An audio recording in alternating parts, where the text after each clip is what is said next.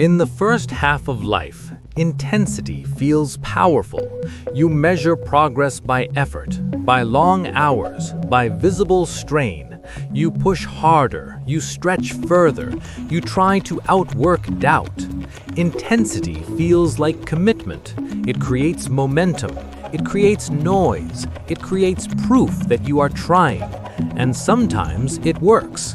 But intensity has a cost. It relies on emotion, on urgency, on a constant sense that something must happen now. And emotion fluctuates. Urgency fades. Energy shifts. When intensity becomes your only mode of operation, you begin to live in cycles. Push, exhaust, recover, repeat. At first, this feels productive. Later, it feels unsustainable. This is where many men grow frustrated. They assume something is missing: drive, edge, hunger. They think they've softened, but what's actually happening is not decline, it's refinement. In the second half of life, steady becomes stronger than intense. Steady does not spike. It does not rely on adrenaline. It does not need to feel dramatic. It holds. It repeats. It shows up whether the mood is there or not. Intensity can create breakthroughs. Steady builds foundations. Intensity impresses. Steady compounds.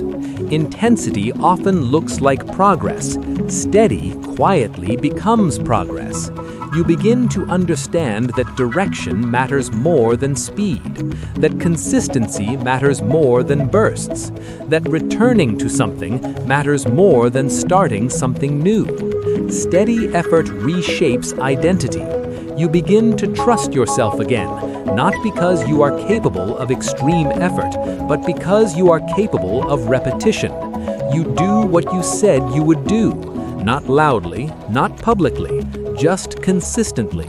You no longer need to feel inspired to act. You act because it aligns. You no longer depend on motivation to begin. You depend on structure. This removes drama from progress, and drama, though exciting, is rarely sustainable. In earlier years, intensity feels necessary. You are building, proving, competing. But later, you are preserving, refining, sustaining. Steady is quieter. It doesn't attract applause. It doesn't produce dramatic stories. It produces stability. And stability is underrated because stability allows growth without collapse. It allows discipline without burnout. It allows forward movement without constant strain.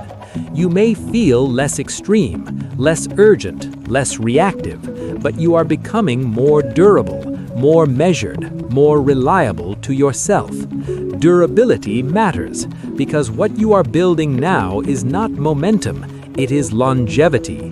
Longevity in your habits, longevity in your relationships, longevity in your health, longevity in your character, and longevity belongs to the steady.